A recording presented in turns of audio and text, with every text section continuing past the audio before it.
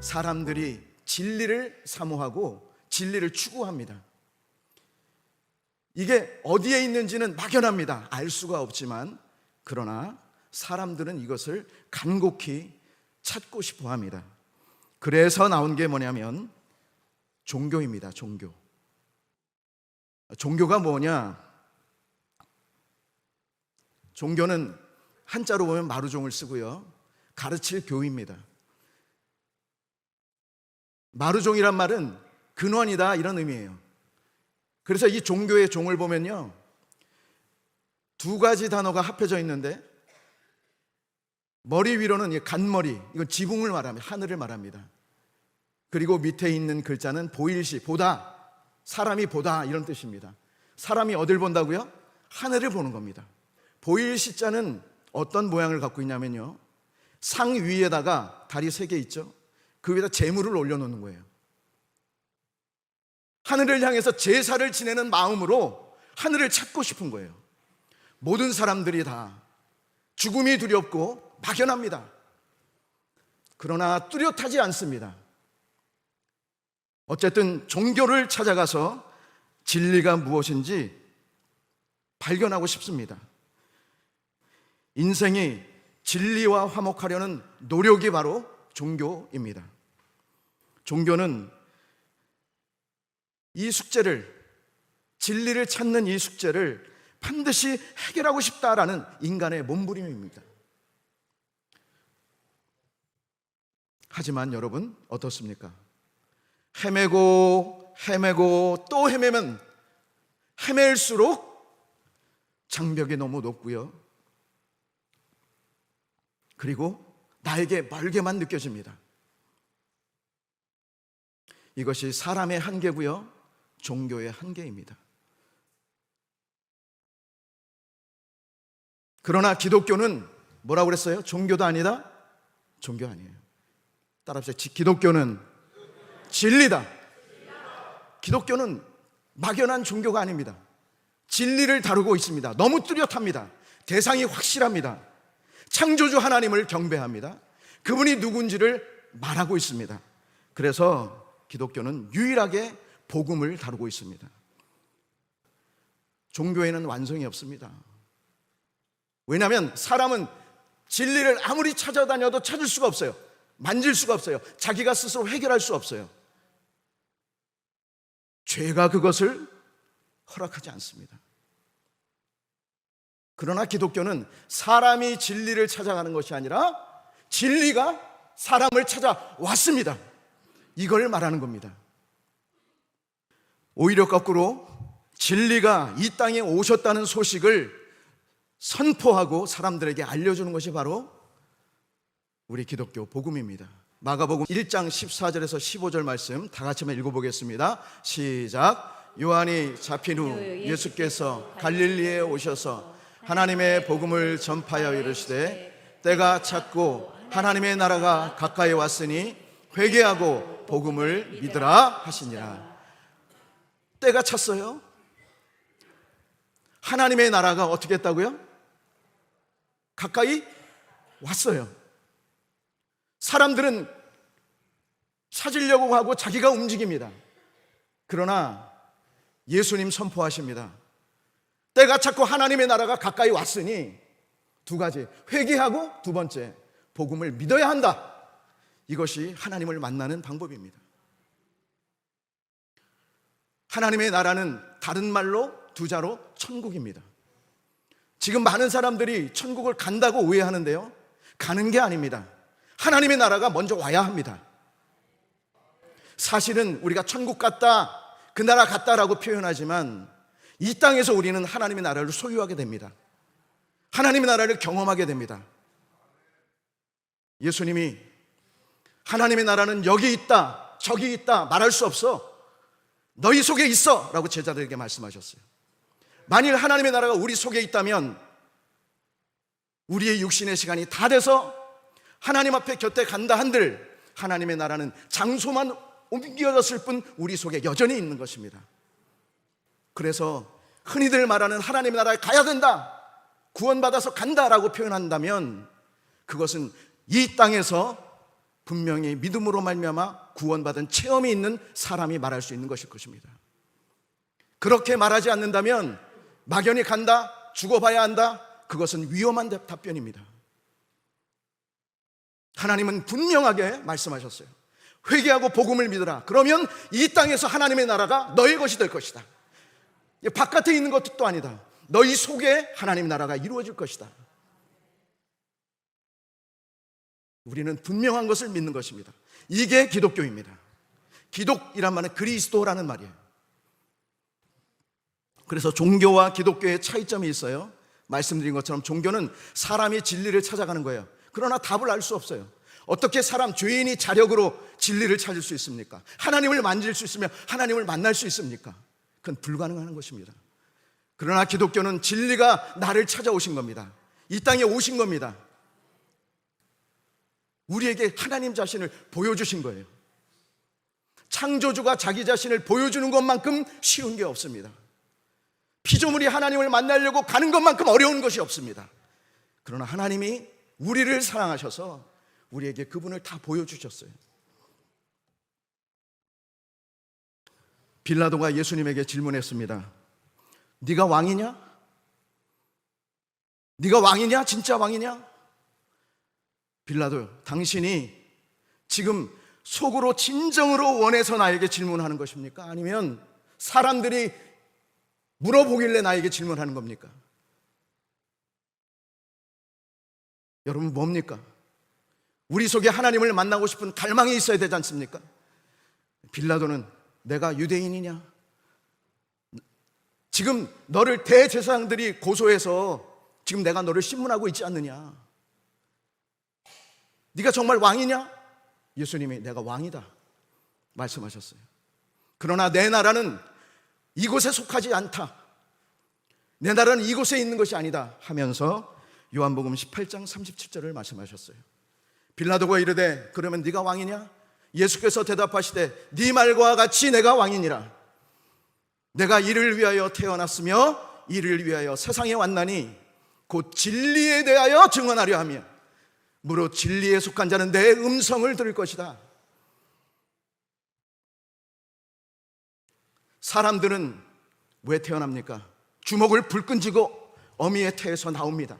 내가 한번 살아보겠다고. 그러나 사는 것이 아닙니다. 죽음을 향해서 달려가는 거죠. 이 세상에 죽기 위해 태어난 사람은 어디 있습니까? 우리 다 살려고 태어났잖아요. 근데 알아보니까 정작 우리는 죽을 존재들이야. 죄인들인 거예요. 그러나 이렇게 불쌍하고 가련하고 영원히 저주받을 수밖에 없는 우리 이 불쌍한 존재를 위해서 예수님이 태어나셨는데, 그분은 살기 위해서 태어난 것이 아니라 우리를 위해서 죽기 위해 태어나신 거예요. 하나님을 표현하기 위해서, 하나님의 사랑을 우리에게 알게 하기 위해서, 흘려내보내기 위해서 우리 예수님이 이 땅에 오신 겁니다. 그건 하나님의 자기 자신의 표현입니다. 내가 너를 사랑한다. 사랑한다고 말하면서 뒷짐지고 있으면 사랑하는 겁니까? 너를 정말 존귀히 여긴다 하면서 뒷짐지고 있으면 그 존귀히 여기는 겁니까? 하나님은 우리를 사랑하셔서 자기 자신을 사람의 혈육에 속한 사람으로 오셔서 그것으로 표현하셔서 우리의 죄를 짊어지시고 진리에 대해서 입을 벌려 가르쳐 가라사대 말씀하셨습니다. 하나님은 이런 분이시다. 그러나 안타깝게 진리에 속하지 않은 사람은 내 음성을 들을 수 없다. 반드시 진리에 속한 자만이 내 음성을 들을 수 있다. 이렇게 말씀하셨어요. 여러분은 진리의 말씀을 듣고 계십니까? 하나님의 음성이 들리십니까? 그렇다면 여러분들은 하나님의 사랑이 여러분 속에 있는 분들입니다. 이렇게 하나님이 자기 자신을 표현하셨는데, 그러면 우리는 어떻게 해야 하나님과 더 가까워지고 화목될 수 있을까요? 오늘 이 말씀을 서로 나누기 원합니다. 그 첫 번째 방법은 우리 자신이 가망 없는 죄인임을 인정해야 합니다. 사람들은 말합니다. 아니, 나보고 자꾸 죄인이라고 얘기하는데 나는 하나님을 만난 적도 없고 그분하고 원수가 되어서 내가 무슨 원수 맺을 행동을 한 적도 없고 근데 왜 자꾸 나한테 죄인이라고 그래요? 이렇게 말합니다. 여러분, 사람과 사람 간의 원수가 맺어지려면요, 일단은 만나야 되겠죠. 그렇죠? 인연이 닿아야 되겠죠. 근데 그게 이제 악연이 되는 것은 어떤 사건, 사고, 행위로 말미암아 그렇게 되는 거죠. 사람들은 여기에 아주 습관적으로 젖어 있어요. 그래서 원수가 됐다, 죄인이다 얘기하면 뭔가 행동에 중점을 두고 해석을 합니다. 그러나 여러분, 여러분이 죄인 되었다라는 건요, 잘 집중해 주세요. 여러분이 죄인 되었다라는 것은 여러분의 행위의 문제가 아닙니다. 따라합시다. 존재의 문제다. 태생의 문제다. 존재의 문제예요. 태생의 문제예요, 여러분. 여러분이 일평생 난 깨끗하고 거룩하게 살아야 되겠어, 뭔가를 하지 않고 죄를 안 짓기 위해서 골방에 평생 있어도 여러분의 태생이 죄인은 할 수 없는 거예요. 저는 김씨입니다. 제가 아버님한테 질문을 합니다. 아버님, 왜 나를 김씨로 낳으셨습니까? 또 질문합니다. 아버님, 왜 나를 김씨로 낳으셨습니까? 거듭 질문합니다. 아버님, 왜 나를 김씨로 낳으셨습니까? 에이 이놈아, 김씨로 낳은 게 그렇게 억울하냐? 그건 내가 할 질문이다. 다뿐 아니라 우리 아버님뿐만 아니라 선조들 모든 사람들이 다, 누구든지, 여러분도 마찬가지죠. 여러분이 나기 위해서 부모님하고 서로 테이블에 앉아가지고 어머니, 아버지, 이제 다음 해에 내가 낳겠사오니 나를 낳아 주시옵소서 의논한 적 있으세요? 여러분이 뭔가 내가 나되기 위해서 어떤 행위를 한 적 있으세요? 여러분이 공로가 있고 뭔가 표현을 한 적 있으세요?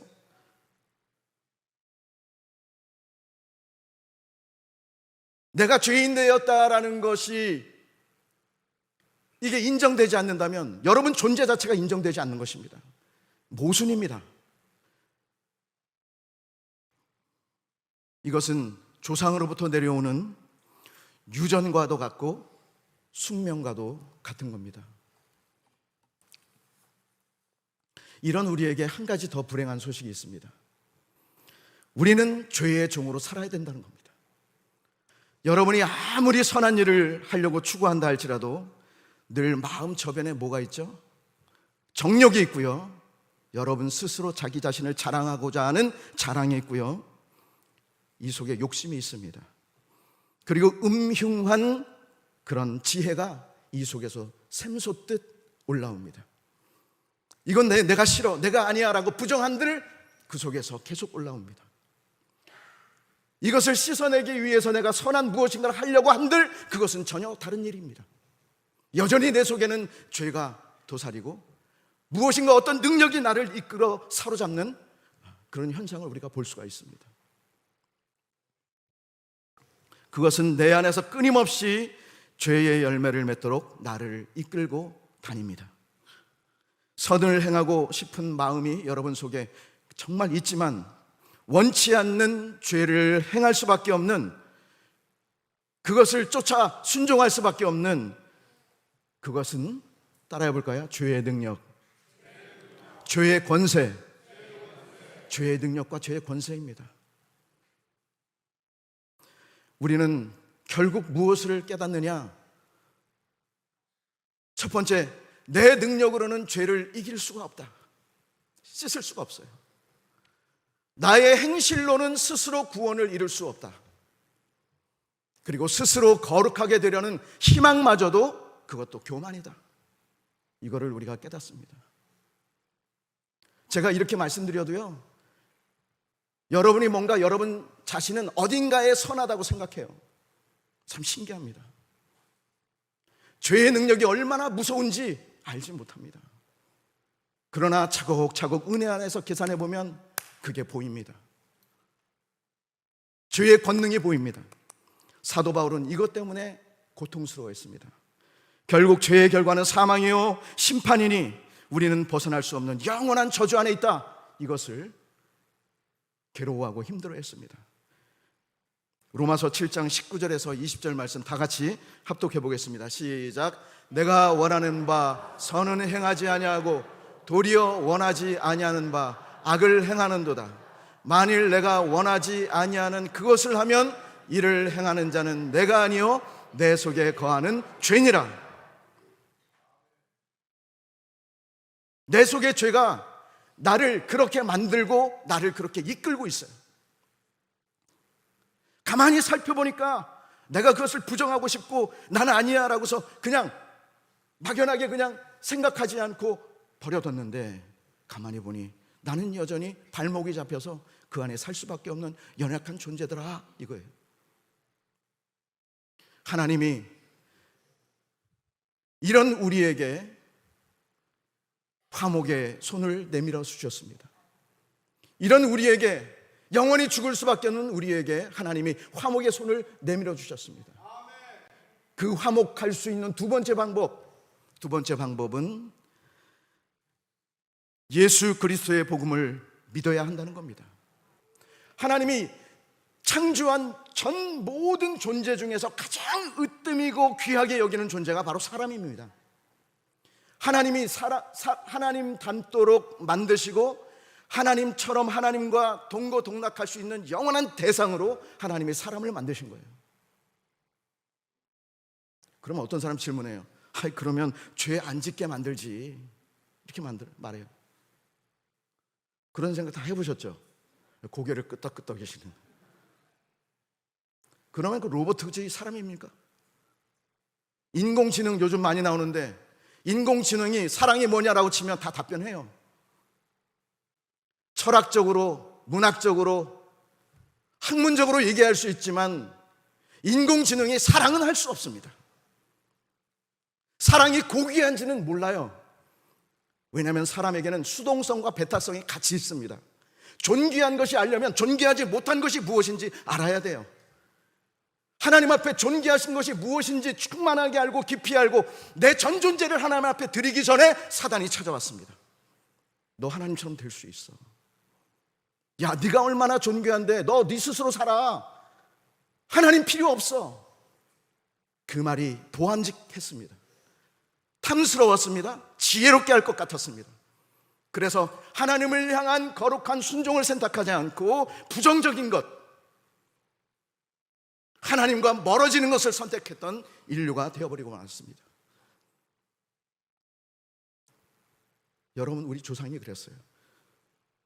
나는 아니다라고 말해도 어쩔 수 없어요. 그래서 하나님이 필요합니다. 그래서 그렇게 타락하게 만든 존재가 뱀이에요. 다른 말, 뱀은 4가지 이름이 있습니다. 뱀, 사단, 마귀, 용, 이렇게 표현되어 있습니다. 성경에는. 하나님은 이걸 죄라고 명명했어요. 지명을 했어요. 이 죄를 영원한 불못 가운데 심판하려고 작정하셨습니다. 그러나 쉬운 방법이 있어요. 죄를 그냥 던지면 돼요. 그러나 여기에 붙어있는 인간이 죄인이기 때문에 같이 들어가야 됩니다. 여러분, 죄인 중에 죄를 뜯어내면 뭐가 남죠? 사람이 남죠.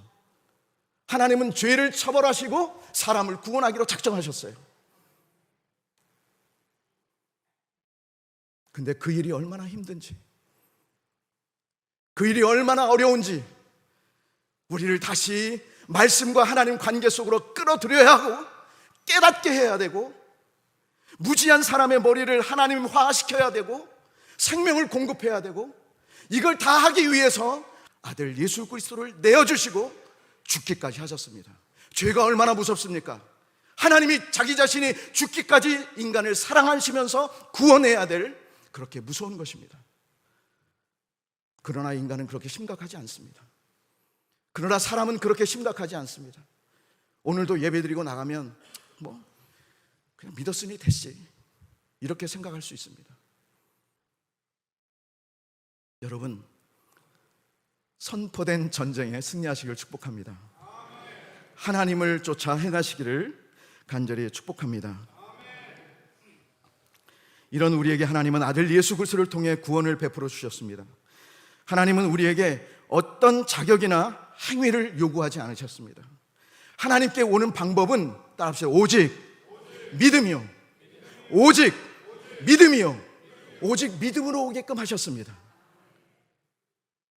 설상가상으로 여러분이 손톱만큼이라도 내가 내 능력, 내 의의를 가지고 하나님 앞에 구원받을 수 있다고 생각한다면 그건 오산입니다.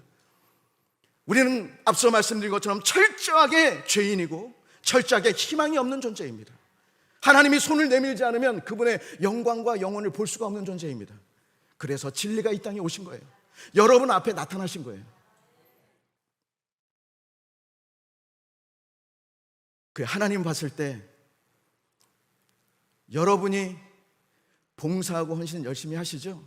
하나님에 의해서 하는 건 참 좋습니다. 그러나 미성숙한 상태에서 내가 하나님의 봉사에 참여한다면 참 위험한 일일 수 있습니다. 하나님은요, 가장 기쁜 것이 뭔지 아세요? 하나님 가장 기뻐하시는 거예요. 그건 하나님을 알아주는 거예요. 하나님을 아는 거예요. 예수님이 오병이어 사역을 다 하시고 2마리 물고기와 5개의 떡덩이로 몇 명 먹였죠? 5,000명을 먹였어요. 그 남자만, 성인만 5,000명이에요. 그러면 여인, 노인, 어린아이까지 하면 이거 좋게 15,000명, 2만 명이 될 수 있어요. 그리고 광주리가 남았어요. 12광주리가. 사람들이 놀랐습니다. 왕으로 삼자하고 우르르 몰려들었습니다. 예수님이요, 도망갔어요. 제자들 얼른 배를 태워서 가모나무로 보내고 본인은 물 위를 걸으셨어요. 사람들이 예수님을 밤새 찾았어요. 얼마나 열심히 찾았는지 밤새 찾았어요. 사람 얘기 들어보니까 어저께 제자들이 배가 없어졌고 어쩌고 저쩌고, 건너가셨구나. 그래가지고 배를 타고서 또 건너갔습니다. 계세요, 안 계세요? 계셔요. 언제 여기 오셨습니까? 그 열심으로 예수님께 딱 갔는데 예수님이, 야, 너희들 참 나를 그토록 열심히 찾는구나, 칭찬 안 했어요. 오히려 노하셨습니다.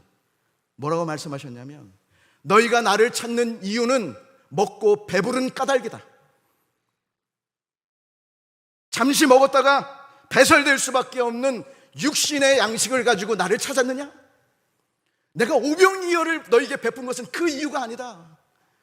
표적을 자세히 보면 나는 영원히 썩지 않는 하나님의 양식을 너에게 주기 위해서 왔다. 그러면서 하시는 말씀이, 썩을 양식을 위해서 일하지 말고 썩지 않는 영원한 양식을 위해서 일하라, 이렇게 말씀하셨어요. 썩지 않는 영원한 양식을 위하여 일하라 말씀하셨어요.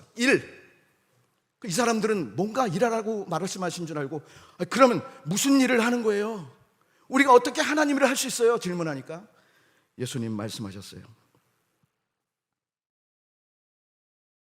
요한복음 6장 29절 다 같이 합독하겠습니다. 시작. 그때 하나님께서 보내신 이를 믿는 것이 하나님의 일이니라. 믿는 게 일입니까? 하나님 우리에게 노동 원하지 않습니다. 남들보다 탁월한 무엇인가를 내놓기를 원치 않습니다. 내가 세상에서 어떤 직분과 명예를 갖고 있다는 것을 교회 안에서 하나님 앞에서 자랑하기를 원치 않습니다. 하나님은 이 교회와 믿음 안에서 모든 성도가 예수 그리스도의 믿음과 나를 사랑하시는 하나님의 복음을 자랑하기를 원하십니다. 우리는 결단코 우리 자신을 어떤 무엇이라도 자랑할 수 있는 존재가 아닙니다. 그래서 하나님, 니네 일할 수 있어.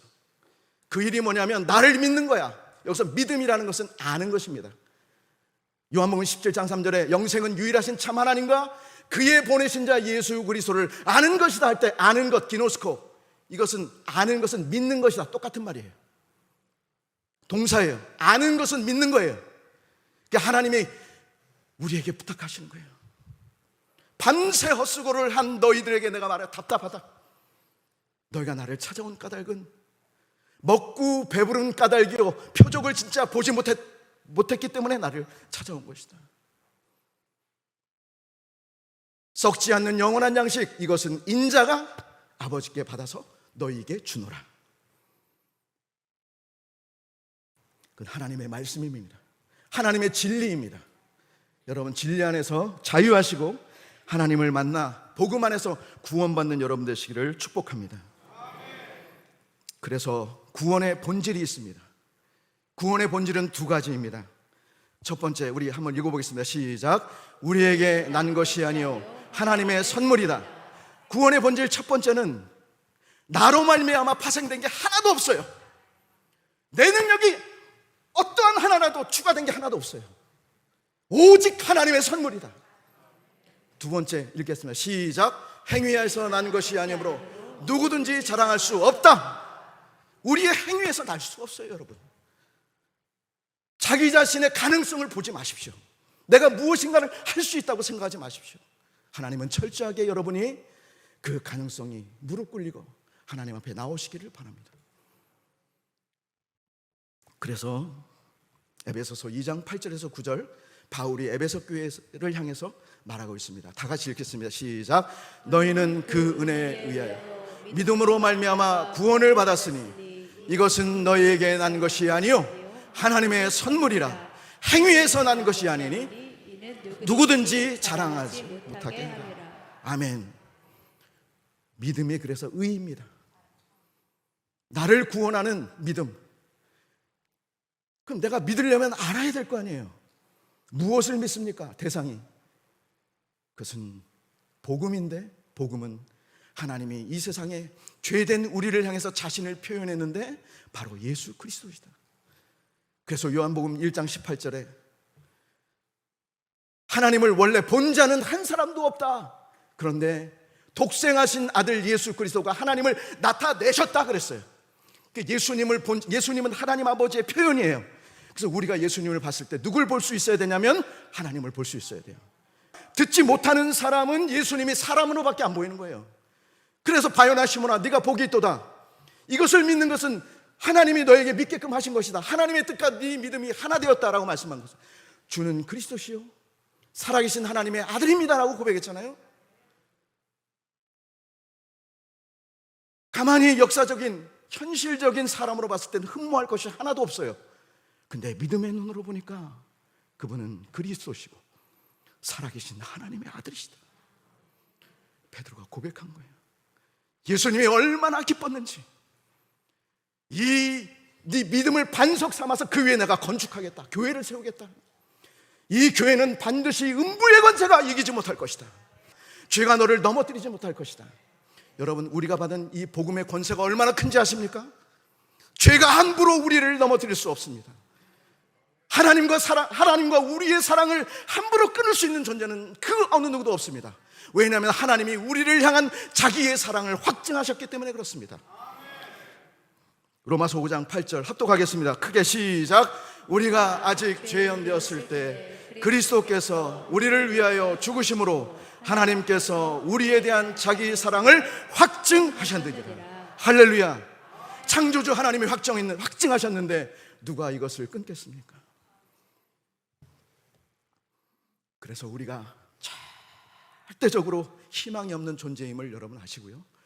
두 번째, 복음 안에서 하나님을 받아들이시기를 축복합니다. 이제 세 번째, 하나님 앞에 더 나갈 수 있는, 화목할 수 있는 방법은 다 같이 읽겠습니다. 시작. 자기를 부인하고 새 사람으로 살아야 합니다. 이제 믿는 자에게는 생명을 얻은 자에게는 어떻게 살아야 할 것을 우리 예수님이 분명히 말씀해 주셨어요. 믿음은 끝이 아닙니다. 믿음은 시작입니다. 믿음은 내가 하나님과 화목되어 하나 되어 이 세상을 이길 수 있는 유일한 방법입니다. 성경은 우리를 겉사람과 속사람으로 나눕니다. 예전엔 알지 못했는데 믿고 보니까 나라는 존재가 속사람이 있구나. 하나님을 간절히 바라고 은혜 받은 속사람이 있고요, 겉사람 여전히 과거의 옛사람처럼 나의 삶과 모든 행동이 죄를 원하고 죄 아래 매여 있었던 그 존재의 관습과 구습이 이 옷처럼 입혀져 있어요. 이제부터는 전쟁의 시작이에요, 여러분. 뭐냐? 내 속사람, 하나님을 간절히 바라는 속사람과 나를 구습으로 끌고 가자 하는 겉사람이 서로 부딪히는 것입니다. 예수님이 누가복음 9장 23절에 이렇게 말씀하셨어요. 다 같이 한번 읽겠습니다. 시작. 또 무리에게 이르시되 누구든지 나를 따라오려거든 자기를 부인하고 날마다 제 십자가를 지고 나를 따를 것이니라. 누구든지 제 목숨을 구원하고자 하면 잃을 것이요 누구든지 나를 위하여 제 목숨을 잃으면 구원하리라.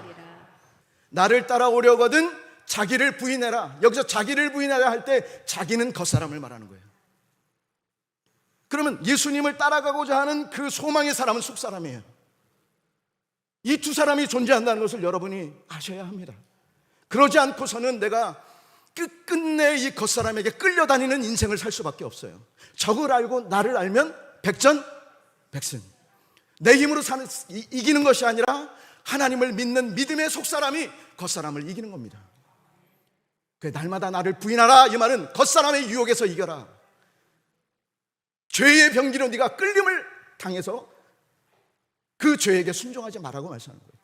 그게 뭐냐면 따라합시다. 십자가는 고난입니다.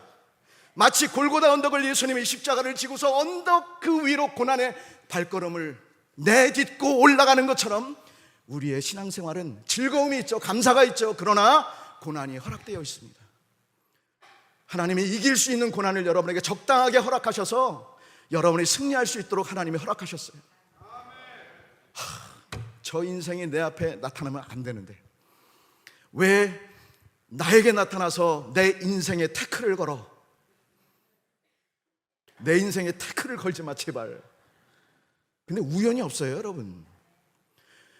여러분을 향한 하나님의 뜻은요 절대로 우연이 없습니다. 공중 나는 새도 들에 피는 백합화도 심지어 지렁이에 오가는 그 행로도 하나님이 다 예비하시는데 하물며 여러분이겠습니까? 하나님은 여러분의 행로를 다 알고 축복하십니다. 안타깝게 축복이 그냥 우리가 흔히 말하는 복에 겨운 복만 주시면 되는데 그 축복을 위해서 고난을 허락하셔요. 선진들의 믿음의 사람들 보십시오. 고난이 없는 사람이 어디 있습니까? 여러분도 마찬가지예요. 여러분 앞에 고난을 다 갖다 놓은 이유는 여러분 괴로워하라고 하신 거 아니에요. 겉사람을 다루는 하나님의 방법이에요. 여러분의 자아와 과거의 습관과 과거의 죄 가운데 있었던 그 삶과 중심을 기준을 깨기 위한 하나님의 작업이에요. 그 얼른 순종하고 하나님 앞에 나가고 이것이 주님 내게 허락된 것입니까? 그래서 기도가 필요한 거예요. 결단코 이 세상에 우연은 없습니다.